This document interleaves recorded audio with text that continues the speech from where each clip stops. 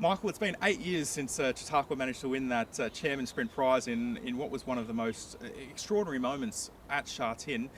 Just relive that a little bit and just tell us a little bit about your experience there at Sha Tin that week and during that race.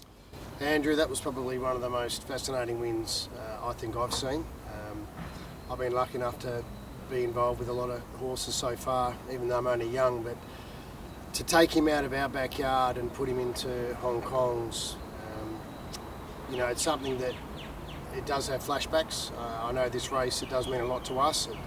We targeted this race from the get-go. It wasn't really an afterthought, and that's why he was fourth up into it. But coming off the back of a TJ Smith Stakes win, his second one, but then heading up to Hong Kong, just knowing that even though he might have been so dominant here in Australia, with the way the Hong Kong people are, knowing that they love their products and going into their own backyard, it was a little bit surreal knowing that they knew a lot about him, because obviously the Hong Kong people, they love their own. It was just an amazing feeling, something I can't describe.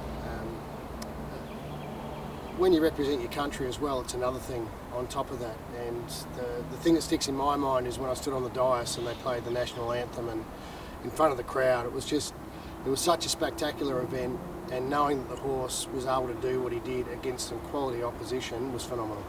And to think across his career, he just kept coming back season after season, year after year, and just performing at that level. Went overseas and won 3 TJ Smiths. He really was a special horse. Look, he was born from the day one. He just oozed class, and his last TJ was phenomenal too. It was just ridiculous. Half up the straight, he just couldn't win.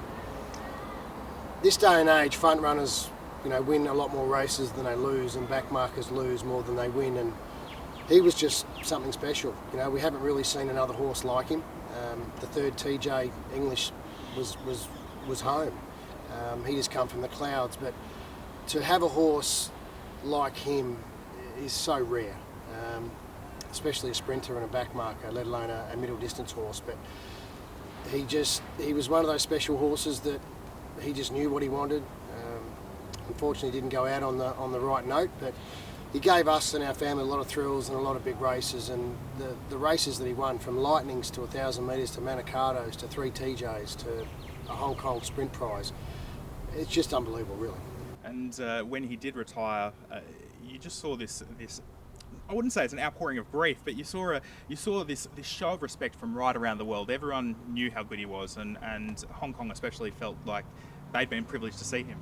Oh, look, it was a privilege from everybody, and especially when these horses get a cult following, let alone beat a Black Caviar or a Winx here in Australia, or a Chautauqua for that matter. It's all, when people follow horses, it was a little bit of relief, but he's probably one of the smartest horses that we've had anything to do with, and it really showed at the end when he just said, I've had enough, and enough was enough. So he's got another career now, and he's obviously into the show jumping world or the equestrian world. But from a racehorse, I wish I had a lot more of him. But they're not that hard to or easy to find, to be honest. They're very hard to get. So another one would be certainly nice right about now.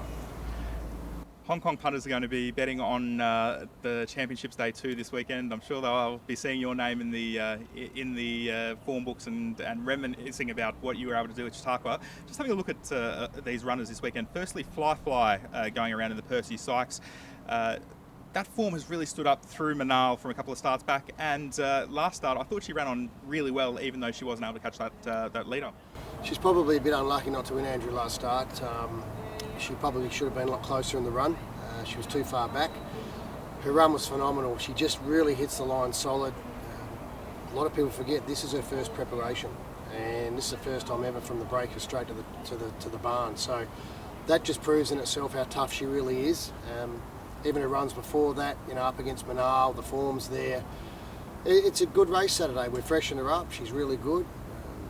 One thing about her, she's tough. She gives her all. She's drawn well. She should have a lovely run. Big track. She's going to wind up late and hitting the line solid. So she's definitely not without a chance. That's for sure and certain. For these 2-year-old fillies, a lot of them have now got that opportunity to go to a Percy Sykes, and we've seen a few bypass the slipper.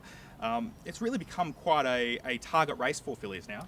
It has, but as I said, she should have won last start, and had she won last start, well then she might have been taking her place in the slipper, and then hence she mightn't be running in the Percy Sykes. But look, that's the way the cards were dealt. But with these fillies, it is imperative to try and get some black type as young horses, and especially with this filly, she's probably one of the best maidens going around, and her form just keeps stacking up. So she only has to put her best foot forward on Saturday, and she's going to be right there in the finish. Zayrek is a horse who has some good form around this 2,000 metre trip, but I think he's going well. He's going better than it may read on paper. Obviously not beaten far in that Randbit, and then last time out, just outgunned by a Serpentine, but seems to be going quite well. Yeah, going back to his Randbit, I was actually disappointed in the ride. Hugh Bowman took the ride on the day, and even Hugh admitted when he came back that he pulled the wrong rein. He should have gone back to the inside, and look, if he doesn't win, he runs second or third, because Chris Waller's horse that ran third was behind him and took the run that he should have had on the fence. So they say the one you miss out on is the one you never catch up on, and that was probably one run that we never really got to see the best of him in a small quality field. His next start, he kind of hit the front too soon, and he has done that previously before in a race or two. So knowing the horse, we've gone for the blinkers back on, we've taken the visors off. It's a bigger field, it'll generate more pace. He's a quality horse on his day, and as you said, the form around him is fine, but it just probably doesn't really show it from what he's done. So I think he's a genuine rough chance. Like, he's big odds, but he's up against a quality field, and if he can have that run in transit that we think he can, just get him back, let him get out, do his own thing. He's going to hit the line great. He's going well, he's really good, and it wouldn't surprise me, this horse. I think he's a genuine top 4 chance, I really do. I can't fault him, he's fit, he's well. He just, on paper, it just probably doesn't read the unluck that he has had, really. And I think from memory you managed to get Mount Popper into the top 4 in this race. Again, sort of similar type of horse, same owners for the Lees. I mean, you know a little bit about getting the horses to this race and performing well. Well, it's all about timing. As I said, timing is everything, and it's about having these races right and fall right, having the horses going well. Mount Popper won the race that last start the Zayrek was in, and then obviously went on to a QE. So we've sort of followed those form lines a little bit, and you've got to have the right horse at the same token as well. We feel he's the right horse. He's done everything right from then, and you know what, as I said, I think he's a genuine top 4 chance. We've got 2 runners in the Queen of the Turf and what looks a very open Queen of the Turf. Firstly, More Secrets. How do you think she's going for a race like this? Yeah, her run last start, she obviously just got back a bit far and didn't really run on. She's always performed well at Randwick. This race last year, she was big odds. She was 100 to 1, and we did actually genuinely let our owners know that we thought she was an each-way chance, and she ended up duly running a place at the big odds, and it was a really good run. She just needs a little bit of cut in the ground. She's going as good as she ever has. She's probably even going better, I would think, even though, once again, her form doesn't suggest that. But she's drawn a good barrier. She should have a nice run. It should be midfield, give or take. I think she's going to be hitting the line great. I think she really appreciates Randwick. I think it's a track that suits her better than what Rose Hill does. And look, she's a genuine chance if she has that bit of luck on the day. And Macarena, just a very honest filly who really just doesn't know how to run a bad race. No, she doesn't. She's probably a little bit stiff last start not to have won. Probably should have held the lead, and we might have seen a different result. But she's a lovely big scopy filly. She's drawn well in 8. It's a mile at Randwick. It can test horses out. Obviously the mile, it's a lot different from a 1,500 metre, obviously coming from Rose Hill. It's her first try at the distance. It's her first try at Weight for Rage. So there's a couple of things there that, not against her, but I would say she's trying out first time. So I can't fault her. She's really good. She's a lovely big strong mare, or filly I should say. And she's going to be right there as well. She just needs that little bit of luck. She's a free rolling filly. Once again, how she jumps is how you ride her. Tyler Schiller's back on. He won on her here at Rose Hill over 1,400. So he has had a feel of her before. He knows what he's got. she's definitely improved since he's ridden the last start, so hopefully that bond can gel again and we'll get the job done. Just for those in Hong Kong who may not know, they may look at the form and go, oh, she hasn't really performed at group level or hasn't won at group level, but she's winning races that in any other country would be a group race in terms of the Tap Craig. So the Tap Craig last season obviously was a 1400 metre race, but it was worth 500,000 Australian dollars, so which is a lot of money. And as you said, normally that would sort of equivalent to a group status.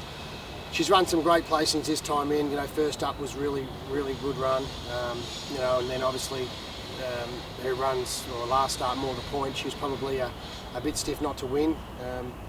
Had she have won that, she'd be a group winner, and everyone would be happy. But we're still chasing that obviously black type with her. She's group placed or multiple group placed.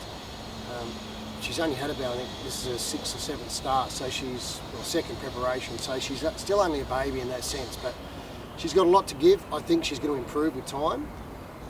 But even going back to her surround run over 1400, it was a Group 1, but when you draw 13, it just makes it near impossible. And I think the 4 horses that beat her home that day drew 1, 2, 3, 4. So it just goes to show, if you actually go back and look at her runs, the quality of filly that she is, she's undoubtedly up there with obviously a Group 1 horse, but we're just going to try and get that out of her.